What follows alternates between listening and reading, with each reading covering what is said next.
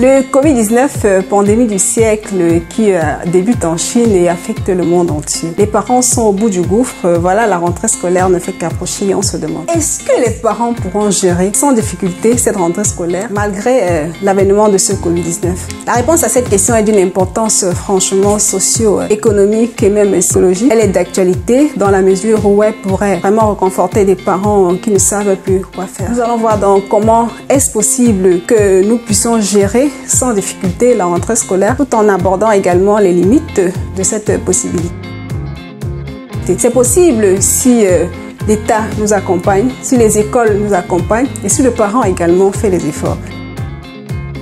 L'État peut nous accompagner comment? L'État nous accompagnera en permettant peut-être que cette année scolaire soit gratuite. Subventionner l'école et l'éducation pour tous, par exemple, ou alors octroyer des crédits aux familles. Pas besoin de garantie, pas besoin d'hypothèque, pas besoin de garant, juste octroyer ces crédits pour que les parents puissent s'en sortir. Maintenant, les écoles également peuvent permettre aux enfants d'aller en classe et demander aux parents de s'engager tout simplement à réguler l'inscription et les pensions avant la fin d'année. Ça, c'est une possibilité.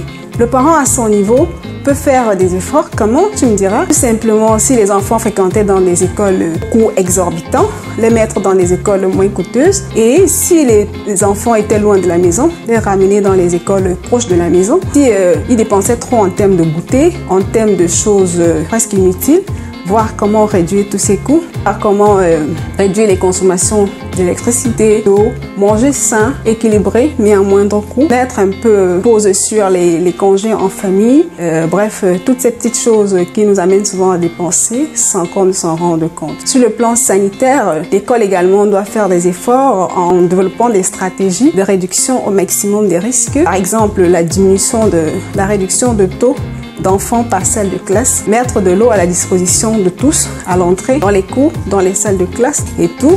Voir comment apprendre chaque jour aux enfants à respecter les mesures barrières. Ça, ce sont des possibilités. Du côté des parents, sur le plan sanitaire, doivent se rassurer le matin quand les enfants vont à l'école, qu'ils ont leur cache-nez. Quand les enfants rentrent, qu'ils ont désinfecté tous les vêtements, les chaussures avant d'entrer. Donc, chaque jour, on doit pouvoir désinfecter les vêtements, désinfecter l'uniforme, désinfecter les chaussures avant de s'installer véritablement dans les maisons. Sinon, on risque de continuer à propager ce virus-là. Est-ce que l'élève lui-même de son côté doit faire pour protéger ses limites, se protéger lui-même? Il doit connaître les mesures barrières et les respecter. Quelles sont les limites à tout ceci? Il y a des parents qui ont été malades, il y a des parents qui sont au bout du gouffre, qui ont tellement pris de crédit, qui ont investi dans des activités qui n'ont pas marché malheureusement à cause de Corona. Par rapport à ces parents, nous ne pouvons rien. Même si l'État subventionne l'éducation, même si les écoles permettent aux parents de laisser aller les enfants en classe sans payer, ils seront toujours dans les difficultés. À ces parents, je conseille de rencontrer un psychologue ou de joindre les groupes de discussion qui font dans ces choses.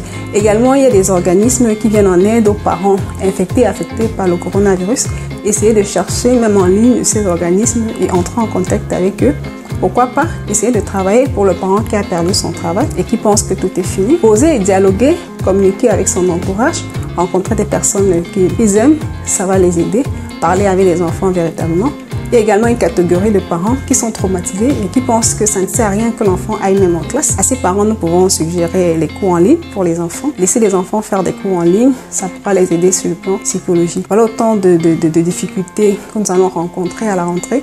Et tu verras certains élèves plutôt à la maison, certains étudiants à la maison, parce que le parent a peur qu'ils puissent s'exposer en sortant. Maintenant, qu'est-ce que nous pouvons également dire sur le plan psychologique? L'État doit vraiment faire en sorte qu'une équipe de contrôle descende dans les établissements pour vérifier si tout est respecté, pour vérifier si on prend les températures à l'entrée, pour vérifier si les enfants dans les cours de récréation, en dehors des salles de classe, respectent véritablement les mesures barrières. Autant de choses. Voilà donc ma petite contribution dans le cadre du coronavirus. Et parce que la rentrée scolaire est en train d'approcher. Je te dis donc à très bientôt. Ciao, ciao. Je suis Nounou pour te saluer.